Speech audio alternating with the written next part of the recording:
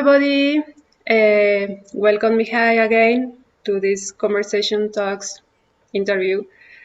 Thank you. Today, we are going to speak about a topic that, for me, is a little bit sometimes can bring a lot of identification in people, and it's about cults and teachers, spiritual teachers, and groups.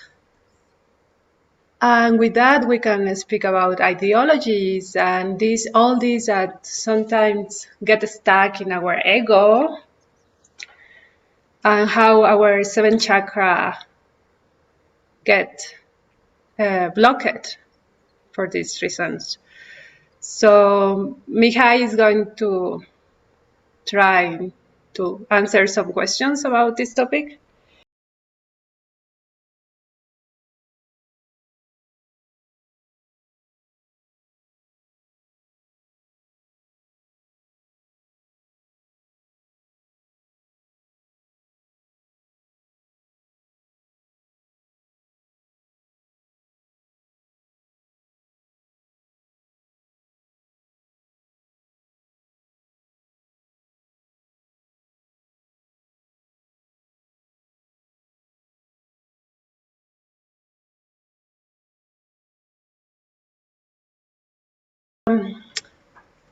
How do you recognize a cult?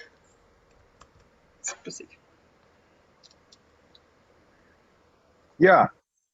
Well, I must bring this this teacher here into the discussion, because that's the most help I got dealing with this issue was from this author, David Hawkins, who was initially a psychiatrist, and then he was a spiritual teacher and writer of many books. He died 2012, and I spent time with him, and somehow the information that I got about this was very much connected to his teaching. So at the time when I was encountering David Hawkins' teaching, I was in a cult. I was in a cult for maybe 10 years more without knowing that that was a cult. So somehow encountering the teaching of David Hawkins helped me become awake to the fact that I was in a so-called cult. And then yeah, so I want to go a little bit into what he was saying, because that what helped me to snap out of some kind of cult conditioning programming and to see things more objectively. Mm-hmm. So this gentleman, David Hawkins, was interested in the teaching about enlightenment, about raising the level of consciousness. So very comprehensive teaching, which combined both this kind of Zen, Vedantic non-duality, as well as let's say cultivating the heart and cultivating lovingness and benevolence. It was a whole pathway of gradually becoming more conscious and releasing, processing out, releasing lower energy field that keep us in separation and in selfishness and all of this. Anyway, but some big part of some aspect of his teaching, he was saying that, hey, as it's my duty as a teacher of enlightenment to warn the seekers, about this phenomena of false teachers, corrupt teachers, fallen gurus, non-integrous gurus, and cult organizations. And he was saying that it's his duty to do that, because he knows from his own experience with himself and other people is that when somebody is seeking, enlightenment or seeking awakening, or no matter how we put it, higher realms, the truth, God, one is in a kind of state of being very open and idealistic and naive and gullible, like a child.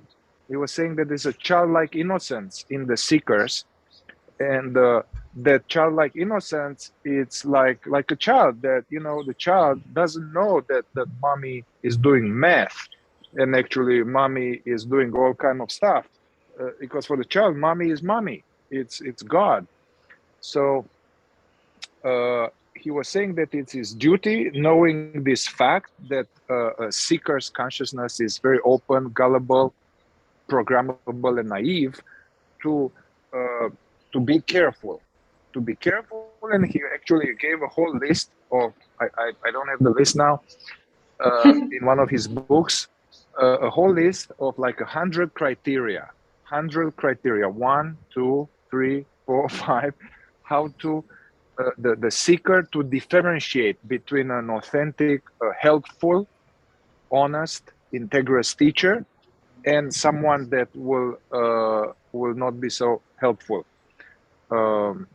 Yeah, and he was saying that if you don't have this kind of to develop this discrimination, then the problem is that one will be now devoted to somebody that says that he is the son of God, or says that he is enlightened, or says that he is a developed amazing teacher, but he's not what he says he is. And then now I'm open to the influence of somebody who may be actually very twisted and may have a lot of issues, and I'm now, following the map to get out of to get out of prison, let's say, following the map, but that the guy is still in prison, so the map that he's offering is not going to get out of prison. It may end up in another cell. So that's the context of the discussion here for me. And yeah, basically he was saying that it's just like there are many people out there. There are nice people, loving people, honest people, and corrupt, dangerous, aggressive, mafia, gang, cartel, just like that. There are people everywhere like that. Teachers also. It's just the fact that they wrote a book, or that they have a bunch of followers that are enthralled with them. That doesn't mean anything. Because so, and he was saying that if one is not discriminant and one falls under this influence, that one actually what can delay the path, or one can make a lot of work in the wrong direction. One can get stuck. Also, one can get seriously taken advantage of. Can be spiritual abuse, sexual abuse, financial abuse, and I mean, also one can lead to suicide or things like that, deep inner conflict, going totally against one's inner compass. uh, and also one effect would be like a total disillusionment. I know people, and it can almost happen to me, like if you are dedicated for a long time to something that you think it's the truth and it's gold, and then you realize that it's rotten and it's not gold, and actually, yeah, then the danger is that I may be disillusioned with the whole spirituality. I know people like that, that when they realize that the organization and the teacher they were dedicated for many years, that it's not what it seemed to be, they're like, forget it. This is all meditation, all this Buddhism, all this awakening, all this God thing is a joke. Forget about it. I give up anything to do the path, and I'm just now doing a regular life. Um, yeah, so this is the context. And go more practically, David was saying, and I keep mentioning David because I kind of verified what he was saying, and that helped me to get out of a bad situation. Uh, so he was saying there are different kind of teachers, and it's not necessarily to have Jesus as a teacher, or to have Ramana Maharishi or some great enlightened sage as a teacher. I mean, that's great. I mean, that's wonderful if there is this opportunity. But it's enough to have somebody who is a little wiser than yourself.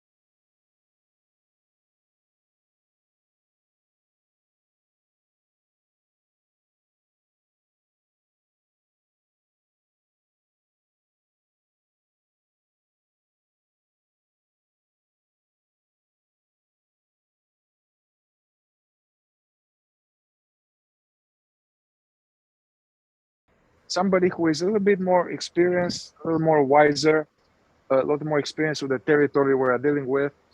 So it doesn't, first of all, don't need to have this enlightened master, just somebody wiser than us.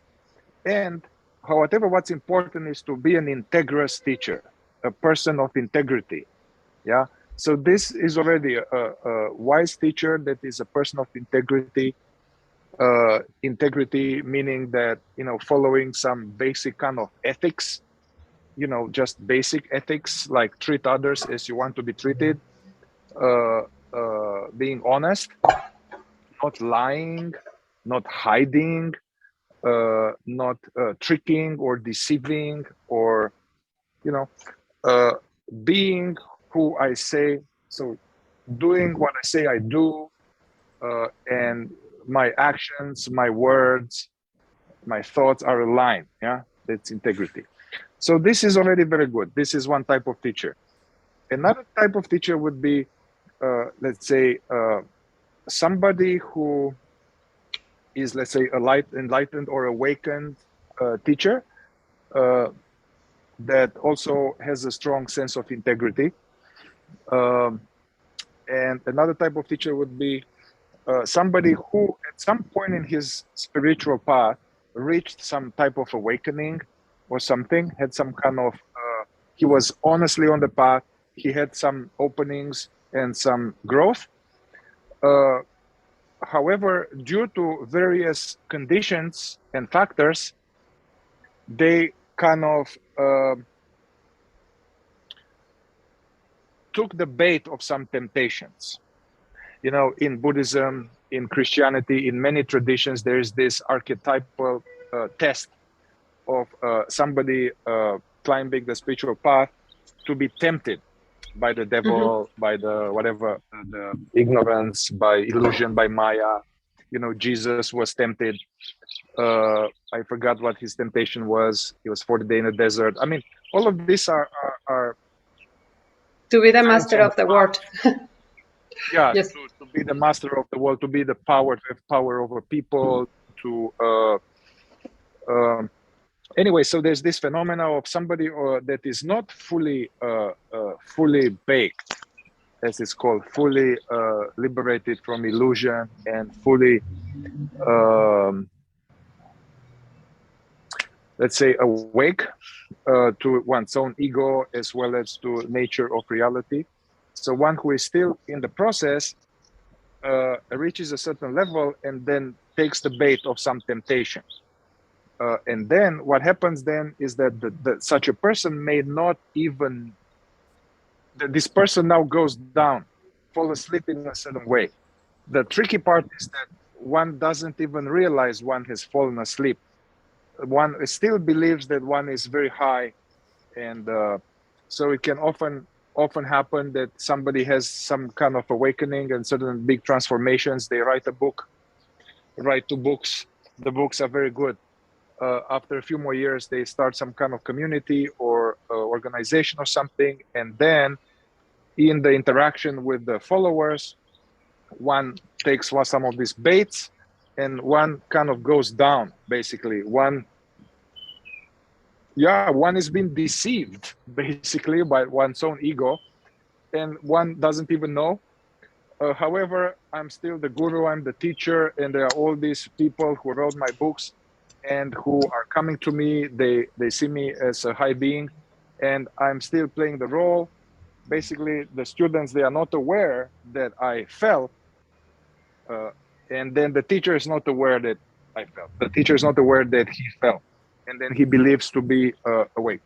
So this is some level of, let's say, a teacher who has some level of awakening and then falls to temptation. Okay, maybe I can mention, all right, let's bookmark these temptations because these are important. What are these temptations? Yeah. But some other type of teacher would be somebody who has never been awake, who has never had some, who has never been like that, but I don't know, maybe the ego needs, there's some different egos are a different way, like wanting recognition, wanting to be seen as special, wanting this spiritual ego, feeling better or superior than others, or the syndrome of, it's called the wounded healer, which is okay. I mean, it happens to all of us, but like say, okay, I have a lot of issues and I haven't resolved, so now I'm going to be a teacher or a healer to help others, but actually I do want to help myself.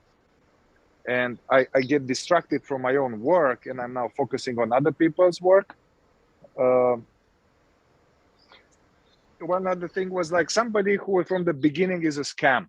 Basically, I even saw documentaries like that. Somebody is Indian and he puts on the turban and he does all these things. And actually was a documentary. A guy did it as a joke. And he embodied this guru and he started to go to LA and to be like this. He is a joke. He pretended to be a high enlightened guru. And then actually people, just because he had a white beard and all thing, they started to follow him for a bunch of months and he became a big guy. And then after a few months, the guy said, hey man, I'm just an actor. I didn't, and everybody was like, oh God, I'm so disappointed, so upset with you. So could be a sham from the beginning, just for personal interest, money, success, recognition, fame, power over people, ego juice. But yes, go ahead. You had something. Yes, yes, about the cult.